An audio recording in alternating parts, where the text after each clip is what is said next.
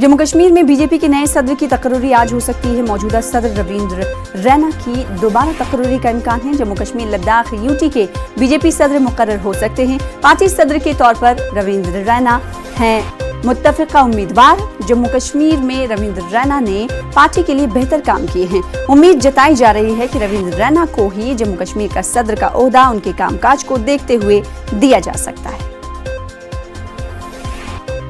Party की हमदर्दी आतंकवादियों के साथ है, कांग्रेस की हमदर्दी पाकिस्तान वालों के साथ है। अगर कश्मीर घाटी के वो आतंकवादी बच के छिप के भाग जाते, जिनको एक पुलिस डीएसपी के साथ मिली भगत करके वो भागने की फिराक में थे, अगर वो भाग गए होते आतंकवादी तो कांग्रेसियों को तकलीफ नहीं होती।